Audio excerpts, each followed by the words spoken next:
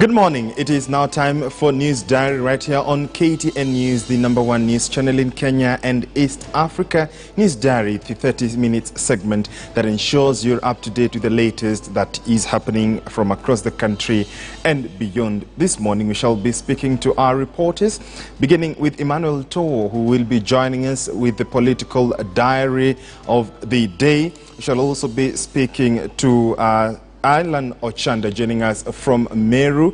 Remember, the Kirinyaga by-election is coming up in 2 days. That is the 16th of this month. We also have Sarah Asha Folks with your daily dose of what's trending right here on News Diary. My name is Judge Maringa. Do stand by for this and much more coming your way right here on KTN News. And you can join in the conversation at KTN News KE at Judge Maringa _ the hashtag to use is News Diary. Thank you so much for joining us. We begin right here in Nairobi, and I want us to take a look at the political diary and what we can expect in politics today. And we are doing that with Emmanuel Tor, who is joining us live from our City Center studios. Good morning, Tor. What can we expect from the political diary this morning? Well, a very good morning to you, Maringa. We expect a lot lined up for you today in the political diary. And of course, the main activity of the day will be the launch of the Democratic Action Party that will be formed today in Bomas. And a few minutes from now, we'll be heading to Bomas to give you that coverage. But this is a party that is related to the two members of parliament from Kandui, that is Wafula Munyinyi, and of course, Eseli Simiyu from Tongaren. And of course, they are forming a new party after the botched coup to take over the Ford Kenya party that is also led by Ford Kenya party leader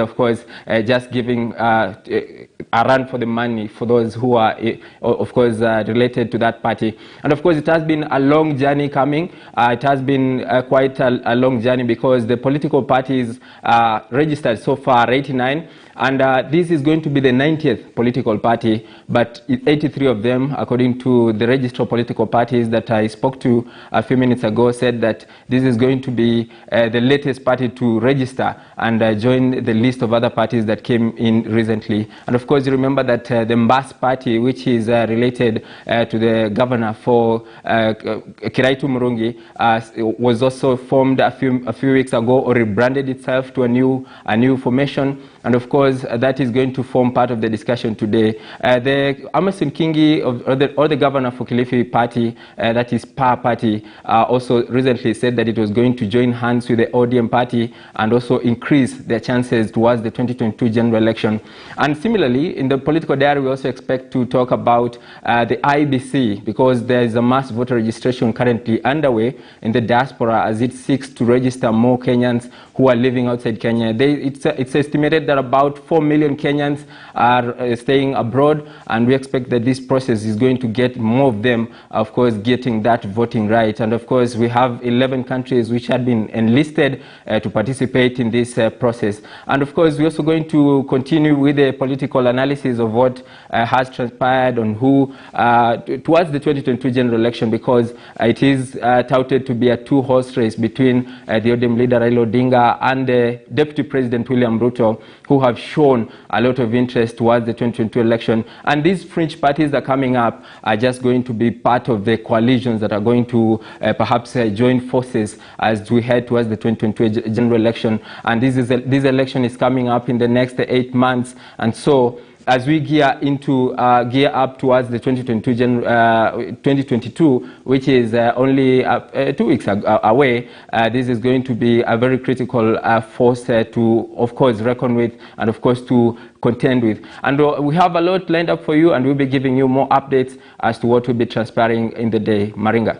Thank you so much, Emmanuel Tor, for that report. He has been giving us the political diary of the day and on what we can expect in politics. Next, government spokesperson, that is Colonel retired Cyrus Oguna, is set to address a youth conference and launch Drought cash transfer program at the Kwale Youth Empowerment Center in Kwale Town. Tobias Chanji is there for us and will be joining us by way of phone live. Chanji, good morning. Kwale was adversely affected by drought, and this cash transfer will no doubt make a difference for them. Tell us more about this.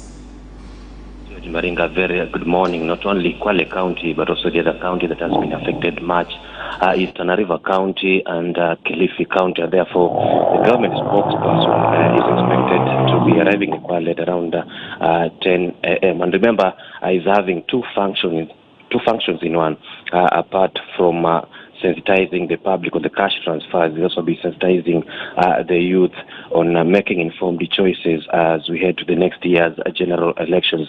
I remember that the program on the cash transfer was launched some 2 weeks ago, and there are two programs, one targeting nutrition, which especially those people that are much more vulnerable, and the other program is on the intervention, the drought intervention, where these will be short-term, and apart from maybe targeting those people that are affected, there will also be animals. And those affected are supposed to be given a stipend of about 3,000 per household every month.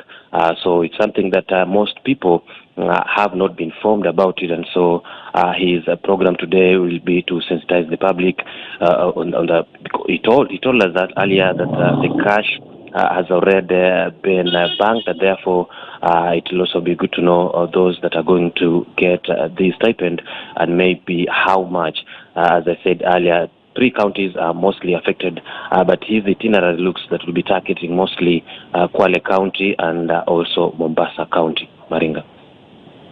Before I let you go, then, perhaps what would be the number that is expected to receive this cash transfer?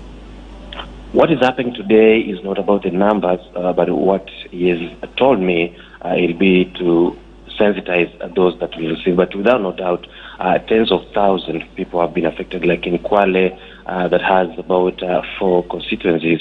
Kirinyaga constituency, rather sub-county, has been much affected. But what is in Kwale can't be compared with Tana River and areas like Malindi in Kilifi County that have been much far affected. And according to those 2 programs, the one targeting, the one on nutrition, the other one on drought intervention, what will be happening in Kwale will be only on drought intervention, whereby they'll be giving that stipend of 3,000. But in other areas that have been much affected, they expected to be given the cash transfer and also apart from being distributed with food. Maringa. Thank you so much, Tobias Change, joining us with a diary from the Coast region. I want us to cross over to Meru County, and there is a by-election coming up in Meru County, in Kiagu Ward to be specific. Alan Ochanda is keeping an eye on this by-election. Ochanda, good morning. What do we need to know about this by-election and the intrigues, especially after the court compelled the IEBC to include Moses Kuria as candidate of the Chama cha Kazi party?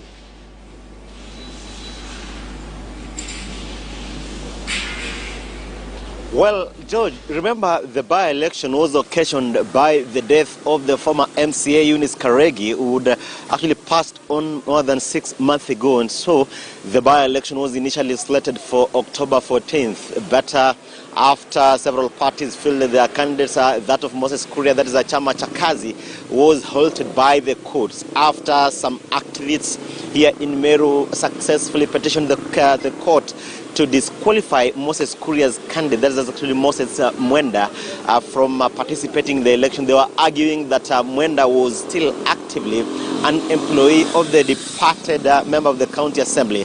But Moses Kuria, in a rebuttal, moved to court and successfully petitioned the court to have his candidate actually being on the ballot. And so that is that exactly occasioned the delay, because remember it was slated to happen 2 months ago, and so it was postponed to 16th. That is actually Thursday, just 2 days away. And so we are expecting a political duel between the Jubilee, UDA, Chama cha Kazi, and also Governor Alfred Mutua's party, Maendeleo chapter. They'll actually be facing off, because remember that the initial MCA, the departed MCA, was actually from the Maendeleo chapter, actually spearheaded by Governor of Machakos, Alfred Mutua. And so we are expecting that. And so we are also expecting that in the course of the day, either today or tomorrow, the IEBC officials will actually be briefing the press on their preparedness in as far as preparedness of handling the civic by-election on Thursday is concerned. We talked to the Meru County Elections Manager, Gishishi Masharia, and he said that preparations are in high gear, but they're expecting one of the commissioners tomorrow to just come to Meru to brief us on their preparedness. Remember, it's a by-election that has really attracted political temperatures here. We've seen DEP spearheaded by Kirinyaga Murungi. Yes, they have not fielded any candidate, but from the look of things, they could be throwing their weight behind the Jubilee candidate, because remember that the Jubilee candidate is also been, we've seen him being campaigned for by Agriculture CS Peter Munya. We've also seen the Senator of Meru, of course, Mithika Linturi, really spearheading the campaigns for the UDA candidate here. Remember that just a couple of days ago, I think like a month ago, we saw here the Deputy President really campaigning for his candidate, of course, Simon Kiambi here in the Kiagu by-election. So we're expecting that the IBC officials actually be briefing us on their preparedness, and we're expecting that, of course, from what Pandits really says, that yes, this is actually sibling rivalry. We've seen parties like UDA. Remember, UDA was initially poor, the party of action, initially spearheaded by the Secretary General of Jubilee Party, Raphael Tuji, then forced into the PDR. Remember that PDR was now in a political union with the Jubilee Party, and then they just changed the name to UDA. Now UDA really changing the name and are coming under the banner of the Jubilee Party, but it's really been locking horns with the Jubilee Party in any of the civic by-elections, be it parliamentary by-elections or the civic by-elections. So that is exactly what we are expecting on Thursday, where the Jubilee Party and the UDA Party candidates will actually be the front runners, and so really igniting the political rivalry between the two parties that were initially in union under the Jubilee administration. So, George, we shall actually be also heading to Kiagu to see actually how the voters. Remember that also, just a key to notice that when the country was actually, citizens, of course, in the other parts of the country were partaking in the rigorous registration of voters. The Kiagu people, the Kiagu residents did not participate because, of course, that's halting by the court. And so opening of this by-election also means that the window is now opened for them to be registered. Those who are not enlisted as new voters will actually now get a chance to be enlisted as voters. So, George, we shall be heading to Kiagu to actually just bring our viewers to speed with what is happening on ground here. Also, key to note is actually that on that day there will actually be another civic by-election in the county of Taita Taveta. But of course, Hezron Kimari will also be bringing us to speed with that. But we shall be ensuring that we cover the events, the happenings here, any political rivalry. We shall be bringing our viewers to speed with what is happening in Kiagu here in Meru County. George. Ochanda, away from Kiagu, there is also the Devolution Empowerment Party, that is the bus party by Governor Kirinyaga Murungi. There's been so much activity, especially on social media, with the revival of the party and, of course, the arrival of the symbol, that is the bus. We've seen it on social media making quite some inroads and some trips. What are residents saying about this party? And, of course, politicians, will they register in this party? Will the residents, also register? And perhaps what is the political outlook looking like for this new party?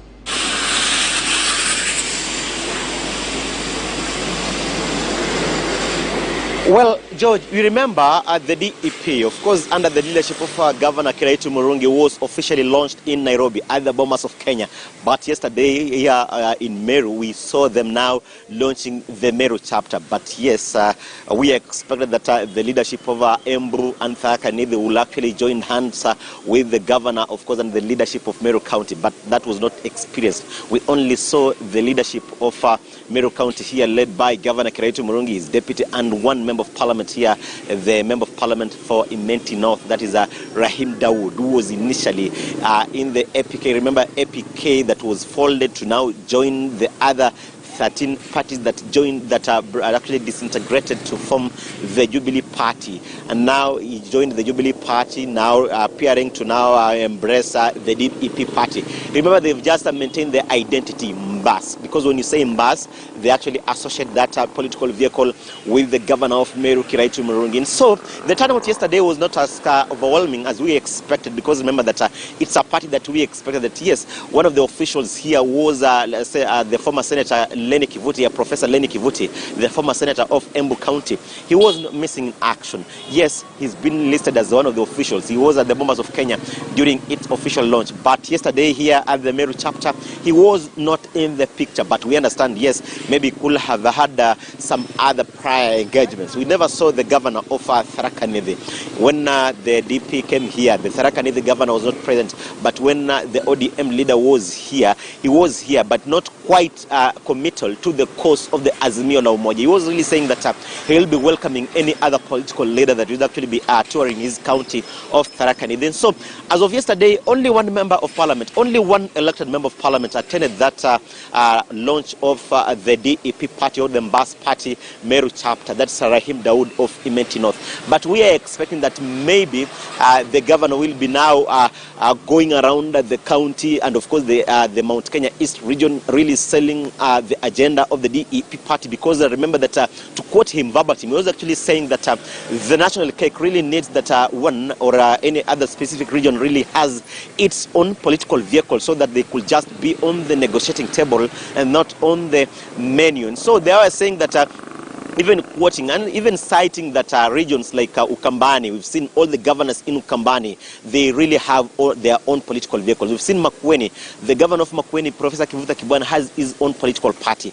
Governor Charity Ngul has his own political party. We've seen Governor Alfred Mutua has his own political party. So that is what actually the governor of Meru was alluding to, saying that as Meru people, they really need their own identity, not to be swallowed by any other party from any other region, but to have their specific political party, so that they actually go to the national negotiating table. They can still have their original identity. And so to actually ensure that their interests are catered, they really had to revive their Mbas party. But as to whether the Mbas party will actually be boarded by the residents here is a matter of wait and see, because we've seen the UDA, the ODM parties really coming to the Meru region, the Mount Kenya East region, really wooing and softening the political souls of the residents here. And so it's really quite an uphill task. Yes, he's a towering political figure in the region, but maybe he could be coming late in the day. But of course, from his political prowess, he could really manage and ensure that